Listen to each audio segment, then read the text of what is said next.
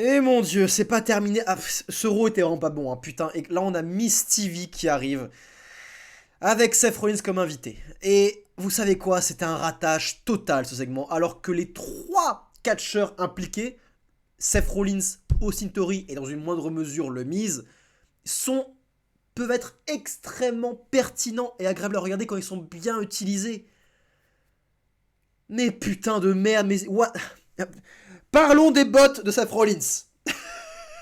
Parlons des bots de Seth Rollins. Parce que si vous n'avez pas vu, Seth Rollins fait son entrée en portant des bottes rouges, immondes, rappelant les bottes de Astro Boy. C'est quoi ces bottes? C'est quoi ces bottes? Et encore une fois, Seth Rollins, j'aime beaucoup ce catcheur, j'adore ce catcheur, il me propose des matchs que je surkiffe.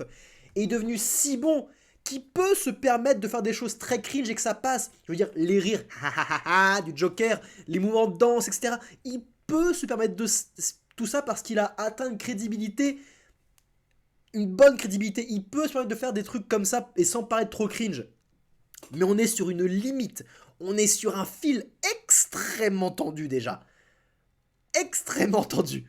Et le moindre petit surplus va briser le fil et on va passer dans du cringe. Et c'est boss, c'est ce qui s'est passé.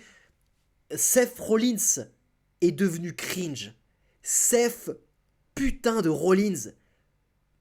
Le mec, c'est un des meilleurs talents d'Euro et il est cringe. On est sur la limite du tolérable. Et avec ses bots, mais là, ça a tout pulvérisé, quoi. On est là sur un segment où, en gros, le cœur du sujet, c'est que Logan Paul est dans la tête de Seth Rollins et que voilà, Seth Rollins, il pense un peu qu'à lui, il veut pas parler de Logan Paul. On a clairement une affiche qui se build autour de WrestleMania. Logan Paul contre Seth Rollins, c'est un match que j'ai vraiment envie de voir assez bizarrement. Avec un Seth Rollins qui va péter la gueule à Logan Paul. On a tous envie de voir ça, ça va être sympa. Mais tout le cœur de cette promo est absorbé par les potes de Seth Rollins. Les astrobots. Les astrobots de Seth Rollins, c'est celles qui aspirent toute notre concentration. Et on aurait pu avoir une bonne promo. Et c'est dommage. C'est. C'est intéressant. On finit par quitter le sujet. Tout le sujet pour avoir aussi de la mauvaise télé. La mauvaise télé, donc, à cause des bots de Seth Rollins, mais aussi parce que tout le cœur de Logan Paul va au final switcher sur est-ce que le Miz est stupide. Seth dit que Miz est stupide, dit Eh la foule, vous pensez quoi? Que Miz est stupide? Ouais, Miz est stupide. Et Miz qui est catastrophique, qui fait Non, je suis pas stupide, qui en fait des caisses, qui en fait beaucoup trop. Et c'est naze, c'est naze, c'est naze. Ils se battent sur qui amène WrestleMania.